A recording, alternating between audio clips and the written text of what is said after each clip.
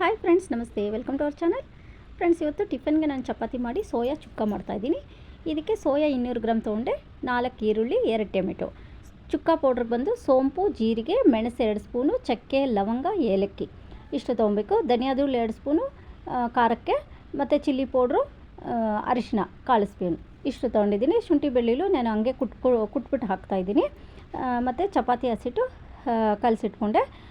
ಇದು ಹುರಿದ್ಬಿಟ್ಟು ಪೌಡ್ರ್ ಮಾಡ್ಕೋಬೇಕು. ಚುಕ್ಕ ಪೌಡ್ರಿಗೆ ಶುಂಠಿ ಬೆಳ್ಳುಳ್ಳಿ ಪೇಸ್ಟ್ ಮಾಡಿಕೊಂಡೆ, ಈರುಳ್ಳಿ ಮತ್ತು ಟೊಮೆಟೊ ಕಟ್ ಮಾಡಿ ಇಟ್ಕೊಂಡಿದ್ದೀನಿ.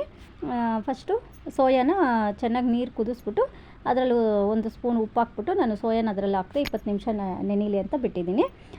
ಸೋಯಾ ಚುಕ್ಕ ಪೌಡ್ರಿಗೆ ನಾನು ಹುರಿದ್ಬಿಟ್ಟು ಪೌಡ್ರ್ ರೆಡಿ ಮಾಡಿಕೊಂಡೆ. ಒಗ್ಗರಣೆಗೆ ಕಡಾಯಿ ಇಟ್ಕೊಂಡು ಎಣ್ಣೆ ಹಾಕ್ಕೊಂಡು ಸ್ವಲ್ಪ ಜಾಸ್ತಿ ಹಾಕ್ಕೋಬೇಕು.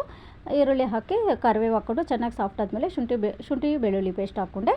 ಅದಾದಮೇಲೆ ಟೊಮೆಟೊ ಸಾಫ್ಟ್ ಆದಮೇಲೆ ಸೋಯಾನ ಚೆನ್ನಾಗಿ ನೀರು ಕಿವುಚ್ಬಿಟ್ಟು ಇದಕ್ಕೆ ಹಾಕ್ಕೊಂಡು ಧನಿಯಾಧೂಳು, ಚಿಲ್ಲಿ ಪೌಡ್ರು, ಉಪ್ಪು, ಅರಿಶಿನ ಹಾಕ್ಕೊಂಡು 1/4 ಗ್ಲಾಸ್ ನೀರು ಹಾಕ್ಕೋಬೇಕು. ಉಪ್ಪು ಖಾರ ಎಲ್ಲ ಚೆನ್ನಾಗಿ ಹಿಡಿಯುತ್ತೆ ಅದರಿಂದ. ಆಮೇಲೆ ಚುಕ್ಕ ಪೌಡ್ರ್ ಹಾಕ್ಕೋಬೇಕು. ಚುಕ್ಕ ಪೌಡ್ರ್ ಹಾಕ್ಕೊಂಡು ಅದು 2 ನಿಮಿಷ ಕುದ ನಂತರ ಕೊತ್ತಂಬರಿ ಸೊಪ್ಪು ಹಾಕ್ಕೊಂಡು ಇಳಿಸ್ಕೊಂಡ್ರೆ ಟೇಸ್ಟಿಯಾದ ಸೋಯಾ ಚುಕ್ಕ ರೆಡಿ ಆಯಿತು. ಚಪಾತಿನೂ ಲಟ್ಟಿಸ್ಕೊಂಡೆ. ಚಪಾತಿನೂ ಒಂದು ಕಡೆ ರೆಡಿ ಆಯಿತು. ಫ್ರೆಂಡ್ಸ್, ನೀವು ಒಂದು ಸಲ ಟ್ರೈ ಮಾಡಿ ನೋಡಿ, ತುಂಬಾ ಟೇಸ್ಟಿಯಾಗಿ ಬಂತು ಇವತ್ತು. ಇದು ಚಪಾತಿಗೂ ಇದಕ್ಕೂ ತುಂಬ ಕಾಂಬಿನೇಷನ್ ತುಂಬಾ ಚೆನ್ನಾಗಿತ್ತು. ಇದು ಬಾಕ್ಸ್ಗೆ ಹಾಕ್ತೆ ಹರ್ಷಿತಾಗೆ ತಗೊಂಡು ಅವಳು ಓದ್ಲು. ಫ್ರೆಂಡ್ಸ್, ಇದು ಫ್ರೆಂಡ್ಸ್ ನಮ್ಮ ಮನೇಲಿ tiffin. Thank you for watching.